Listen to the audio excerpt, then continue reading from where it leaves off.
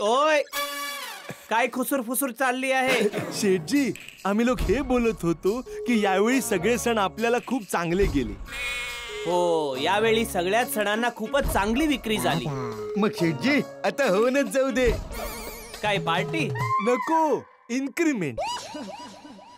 म्हणजे भजन संध्या? नाही, इन्क्रीमेंट म्हणजे पगार वाढ. तुम्ही आमचा पगार वाढवून द्या.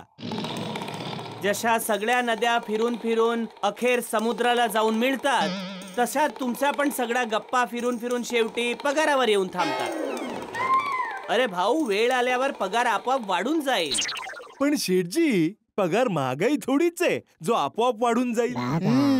पगार महागाई नाहीये, पगार आपल्या बाळासारखी आहे. बाळ कसं आपोआप वाढत जातं, पगार सुद्धा आपोआप वाढत जाईल. पण शेठजी, आमचं बाळ तर अनेक वर्ष बालमंदिरातच आहे, पुढे गेलंच नाही. तो यासाठी की तुम्ही त्या बाळाला सारखं सारखं खिटखिट खिटखिट करता, त्यामुळे बाळाला जरा मोकळं सोडा, मग बघा कशी प्रगती करतं ते बाळ. अच्छा, ते सगळं सोडा, हे सांगा की गणेशोत्सवात काही योजनांबद्दल विचार केलाय की नाही? हो, अर्थातच. योजनाधिपती, दाखवा तुमचं सादरीकरण.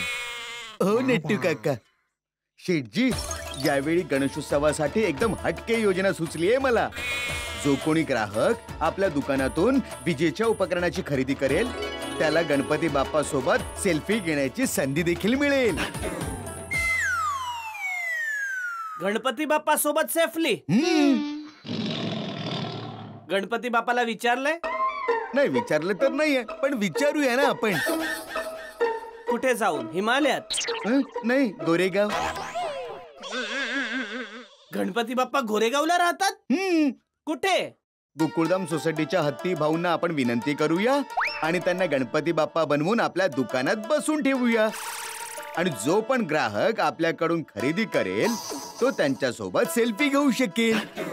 अरे, गणेशोत्सव 10 दिवस चालतो, तर हाथी भाऊ काय आपला डॉक्टरीचा धंदा सोडून इथे गणपती बनवून बसतील? नाही शेठजी, डॉक्टर हत्तीनं 10 दिवसापर्यंत डॉक्टर की सोडायची काहीच गरज नाही. कशी? आपण त्यांच्या घराबाहेर एक फळा लावूया. डॉक्टर हत्ती तात्पुरते स्थलांतरित झालेले आहे गडा इलेक्ट्रॉनिक्स मध्ये विसर्जनापर्यंत. तुमच्या सल्ला आणि आशीर्वादासाठी कृपया खालील पत्त्यावर यावे. तर काय आहे, एका बाजूला आपले सगळे ग्राहक सेल्फी घेत राहतील आणि दुसरीकडे त्यांचे सगळे ग्राहक औषध घेत राहतील. आणि त्यांचे पेशंट तर हेही बोलू शकतात की आमचे डॉक्टर तर खरोखर देव आहे. वा वा, बुद्धिमान योजनाधिपती. लाव, हाथी भाऊंना फोन लाव आधी. ए ओ भाऊ, अरे काय फोन लाव? ए भाऊ, खबरदार, जर हत्ती भाऊंना फोन लावलास तर. एकदम वेड्यासारखी योजना आहे याची. हे काय नट्टू काका तुम्ही पण? काही हरकत नाही शेठजी, बागा दुसरी कुठली तरी योजना. नाही बाबा, नको. आता दुसऱ्या कोणत्याही योजनेची गरज नाहीये.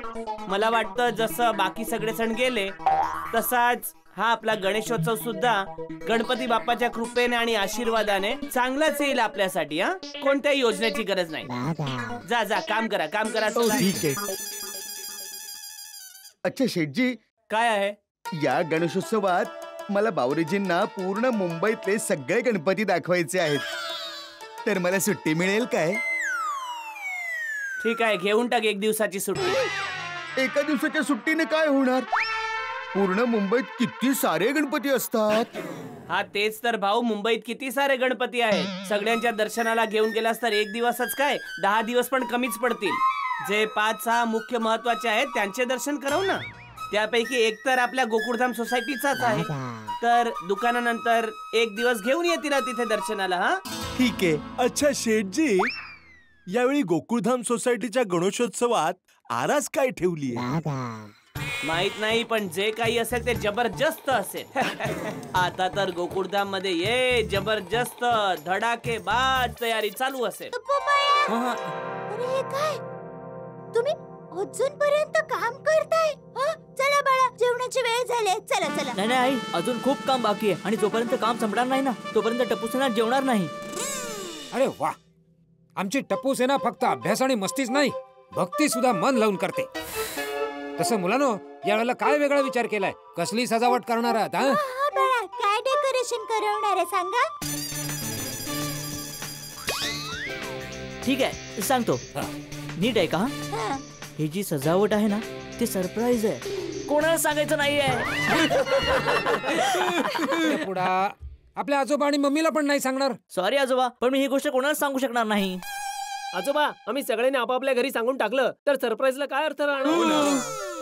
ठीक आहे मुलांनो, कोणालाही सांगू नका बस. अरे जेठ्या, तू लवकर आलास. हो टपूचे पप्पा, काय झालं? अरे झालं काहीच नाही, लवकर झोपायचंय म्हणून लवकर आलो. ए, तू झोपण्यासाठी लवकर आलास? उद्या ते गणपती बाप्पांना आणण्यासाठी लवकर उठावं लागेल ना, मग आज लवकर झोपलो तर उद्या लवकर उठू शकेल ना, त्यासाठी लवकर आलो बापूजी. वाह वाह वाह, क्या बात है जेठालाल, क्या बात है. लवकर निजे लवकर उठे तयास आरोग्य संपत्ती लाभे. नुसतं लाभे नाही, लाभम लाभे. अच्छा, उद्या सकाळी किती वाजता उद्या निघायचं? सकाळी लवकर निघावं लागेल जेठालाल, कारण उद्या सकाळी 10 वाजेपर्यंतचाच मुहूर्त आहे. ओहो. गुरुजींनी सांगितले की 10 वाजायच्या आत बाप्पा सोसायटी मध्ये आले पाहिजेत. हा. उद्या जर मुहूर्त चुकला तर उगाच वांदे होतील. ए बाबा जेठ्या, तू वेळेवर तयार हो. हा, तू नेहमी उशीर करतो. नाही नाही बापूजी, तुम्ही चिंता करू नका. आता जेठालाल लवकर आला तर लवकर झोपेल आणि लवकर उठेल. अरे थँक्यू भिडे, थँक्यू.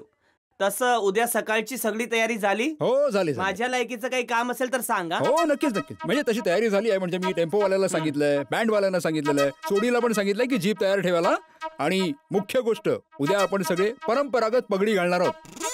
ओहो. हा, तर परंपरागत पगडी घालून आपण सगळे गणपती बाप्पांना आणायला जाऊया. अरे वा, मग तर मज्जाच येणार. हा? एकदम. चला मग, गुड नाईट. ओके, चला मग, शुभरात्री. Good night. चल दया, चल. हा. हा, गुड नाईट. अरे तू मला काय गुड नाईट बोलते? चल घरी चल, जेवण दे. जेवण जेवून लवकर झोपायचंय बाई. मुलांनो, उद्या सकाळी सगळे लवकर तयार व्हा. मुहूर्ताच्या अगोदरच गणपती बाप्पांना आणायचं आहे.